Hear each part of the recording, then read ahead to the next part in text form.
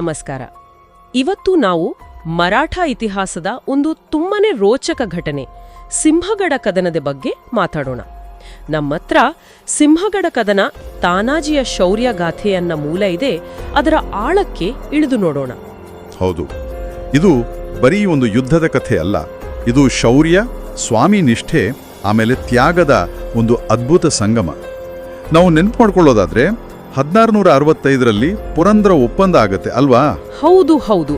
ಅದರಲ್ಲಿ ಶಿವಾಜಿ ಮಹಾರಾಜರು ಸುಮಾರು 23 ಕೋಟೆಗಳನ್ನ ಮೊಘಲರಿಗೆ ಕೊಡಬೇಕಾಗಿ ಬಂತು. ಕರೆಕ್ಟ್. ಅದರಲ್ಲಿ ಈ ಕೊಂಡಾಣ ಕೋಟೆನೂ ಒಂದು. ಮೊದಲು ಅದರ ಹೆಸರು ಕೊಂಡಾಣ ಅಂಟಿ ಇತ್ತು. ಆಮೇಲೆ ಮೊಘಲರ ಕಡೆಯಿಂದ ಉದಯಭಾನ್ ರಾಥೋಡ್ ಅಂತ ಒಬ್ಬ ರಜಪೂತ ಸರ್ದಾರ ಇದ್ದ. ಅವನೇ ಇದರ ಉಸ್ತುವಾರಿ ನೋಡ್ಕೋತಿದ್ದ. ಸರಿ, ಕಥೆ ಇಲ್ಲಿಂದ ಶುರುವಾಗುತ್ತೆ. ಶಿವಾಜಿ ಮಹಾರಾಜರ ತಾಯಿ ಅಂದ್ರೆ ಜೀಜಾಬಾಯಿ ಅವರಿಗೆ ಆ ಕೋಟೆ ಮೇಡೆ ಮೊಘಲರ ಧ್ವಜ ಹಾರಾಡ್ತಾ ಇರೋದನ್ನ ನೋಡಕ್ಕಾಗ್ತಿರ್ಲಿಲ್ಲ. ಸಹಜವಾಗಿ, ತಮ್ಮ ನಾಡಿನ ಕೋಟೆ ಅದು. ಹೇಗಾದ್ರೂ ಮಾಡಿ ಅದನ್ನ ವಾಪಸ್ ಪಡಿಬೇಕು ಅಂತ ಅವರು ಶಿವಾಜಿ ಅವರನ್ನ ಆ ಒಂದು ರೀತಿ ಪ್ರೇರೇಪಣೆ ಮಾಡಿದ್ರು. ಹೌದು.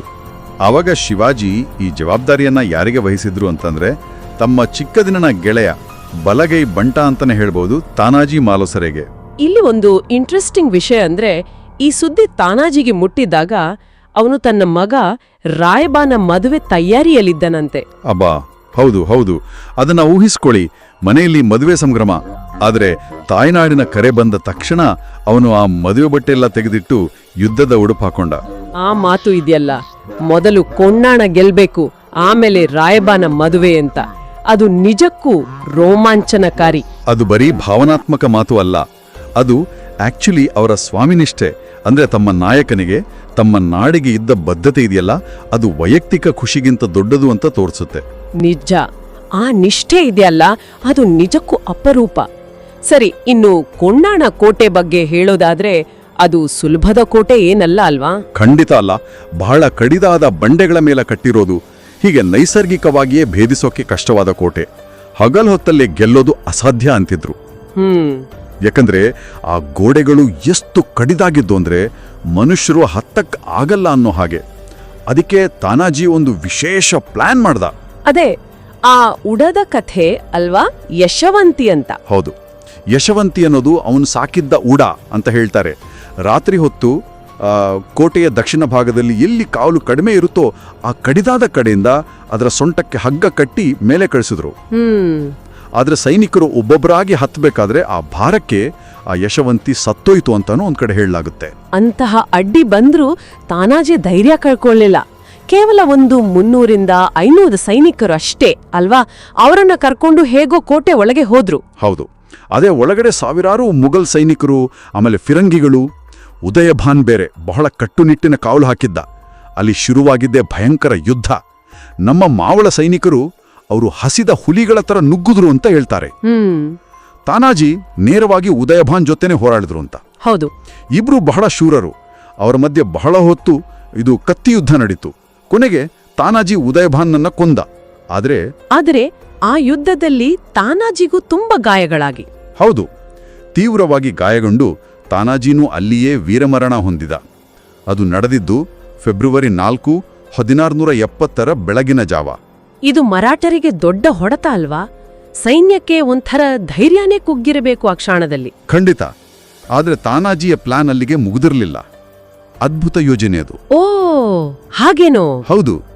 ಅವನು ತನ್ನ ತಮ್ಮ ಸೂಯಾಜಿ ನೇತೃತ್ವದಲ್ಲಿ ಇನ್ನೊಂದು ಸೈನ್ಯದ ತುಕಡಿಯನ್ನ ಕೋಟೆಯ ಮುಖ್ಯ ದ್ವಾರ, ಕಲ್ಯಾಣ ದ್ವಾರದ ಹತ್ರ ಕಾಯಲಿಕ್ಕೆ ಇಟ್ಟಿದ್ದ.